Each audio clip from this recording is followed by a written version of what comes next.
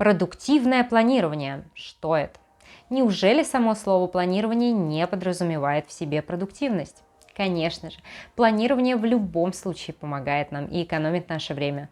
Однако, если научиться грамотно составлять свой ежедневный, а также еженедельный план, то мы имеем возможность значительно повысить свою продуктивность и успевать в разы больше и качественнее. В данном ролике мы обсудим, как лучше всего планировать свой день, чтобы все успевать и, соответственно, ускорить свое приближение к успеху. С вами Анна, и вы на канале Не Психология, где я с удовольствием делюсь с вами лайфхаками по самореализации, которые помогут стать лучше за короткое время.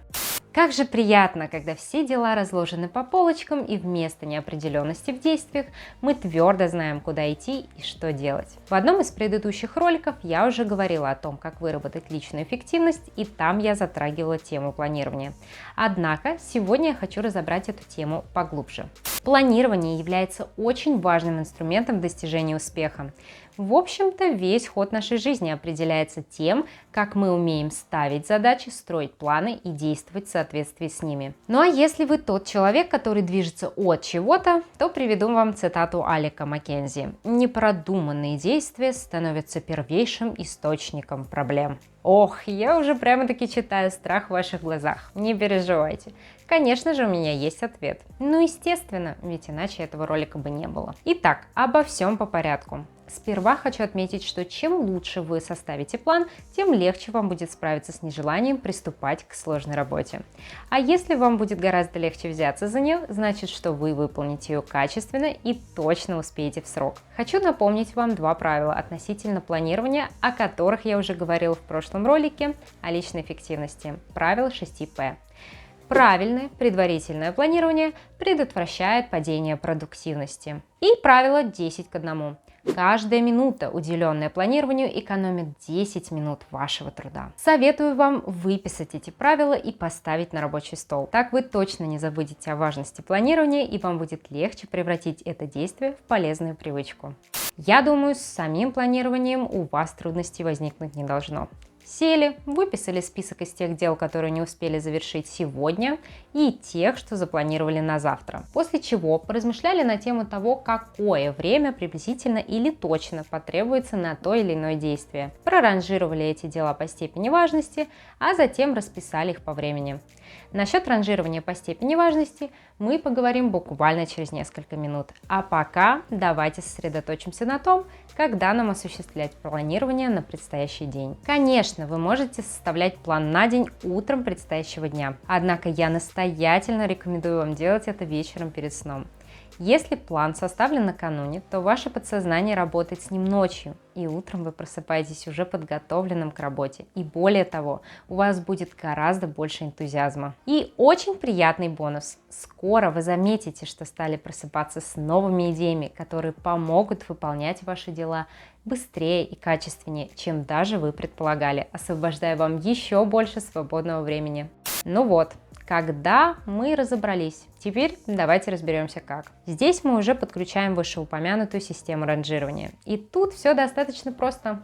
Мы выступаем в роли судьи для собственных дел, присуждая каждому пункту в списке свою степень важности А, Б, С или Д, где А будет значить наивысшую степень важности, а Д – те дела, которые можно, так сказать, отложить навсегда, то есть абсолютно бесполезные и незначимые дела, которые не принесут вам никакой пользы и от которых можно отказаться в пользу пунктов ранга А, Б и С. Итак, вначале мы помечаем несколько пунктов рангом А.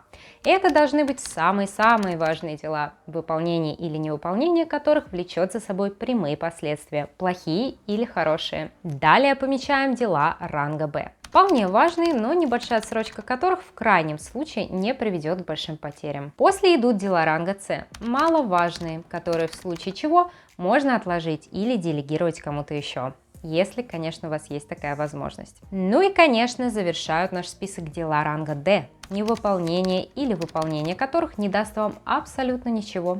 Это приятные праздные занятия вроде кофепития с коллегой или просмотр новостей в соцсетях, если, конечно же, это не является вашей работой. Окей, дела мы проранжировали. Следующим шагом будет разбить все дела на подпункты, пронумеровав их. А1, А2, А3 и так далее. Не приступайте к выполнению дел ранга Б, пока не сделали в полной мере все пункты А. Ну и, соответственно, не перепрыгивайте к пунктам С, пока все пункты Б не будут готовы. Старайтесь идти строго по пунктам. Боритесь с желанием прокрастинировать дела ранга А и Б, взявшись за более мелкие приятные дела. Мелкие и неважные цели ранга С или Д, конечно же, намного приятнее выполнять. Однако они не принесут вам столько пользы, как цели ранга А и Б. При появлении новых дел обязательно сначала внесите его в ваш уже составленный план дня, присудите ему ранг и лишь затем приступайте к работе. Не позволяйте наименее важным делам претендовать на время, отведенное для важных. Кстати, небольшой лайфхак. Если у вас есть большая и сложная цель, которую вы то и дело откладываете, то попробуйте написать для этой цели личный план, где вы разобьете эту большую и трудную задачу на мелкие. И вы сразу же почувствуете, что теперь вы куда охотнее готовы взяться за это сложное дело. Ведь мелкие задачи куда легче и приятнее выполнять, не так ли? Хорошо, обсудим с вами еще один вопрос. Где планировать?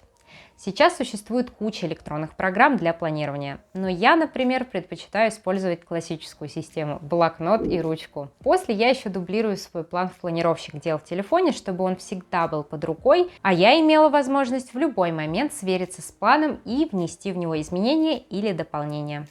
В течение дня обязательно ставьте галочку напротив выполненных пунктов.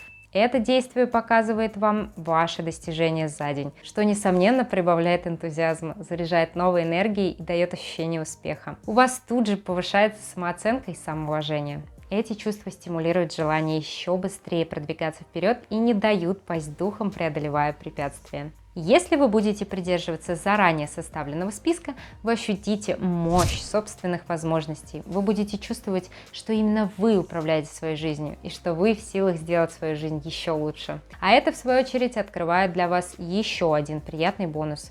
Вскоре вы поймете, что стали делать больше и лучше, чем раньше. Ваш умственный и творческий потенциал начнет расти. Регулярно будут возникать свежие, потрясающие идеи. Ну и, конечно же, не забывайте о системе поощрений для себя. Поначалу всегда тяжело придерживаться плана. Уж мне ли этого не знать. Поэтому старайтесь вознаграждать себя за старание. Пусть это будет небольшой комплимент в виде чашечки кофе, 15-минутного перерыва с любимой книжкой, какой-то вкусной, любимой вами еды, но только не переусердствуйте с этим. Лишние бока вам уверенности точно не прибавят. Это я тоже проходила. Конечно, продуктивно планировать свой день – это очень крутая способность и знатно экономит нам время и силы при реализации. И теперь, осознавая это, вы только представьте себе перспективу еженедельного планирования. Сколько времени и сил можно сэкономить, составляя план на неделю? Ответ очевиден. Очень много. Когда я начала планировать будущую неделю каждое воскресенье, то буквально с первых же дней ощутила потрясающий эффект от этого. У моего мозга наконец появилась возможность выдохнуть от бесконечной беготни в перечем колесе. Дело в том, что при еженедельном планировании у мозга есть возможность посмотреть на всю мозаику целиком и подготовиться к каждому фрагменту. Это сильно сокращает уровень стресса и ощущение бесконечной рутины, и, соответственно, нам легче и спокойнее приступать к намеченным делам. А еще это также экономит время и силы при ежедневном планировании. И если вам интересна тема ежедневного планирования, то в ближайшее время я сниму отдельный ролик на нее. Только, пожалуйста, дайте мне об этом знать в комментариях. И еще хочу вас попросить кое о чем. Пожалуйста, никогда не забывайте, что самый сложный шаг лишь первый. Преодолев его, вы поймете, что успех уже намного ближе к вам, чем на один шаг. Спасибо за просмотр, мои дорогие. Мне всегда искренне приятно наше с вами общение. С вами была Анна. До скорого. Присудите ему ранг или за... Ох, я уже прямо-таки вижу читах. Если вы будете придерживаться заранее составленного списка, вы ощутите, да.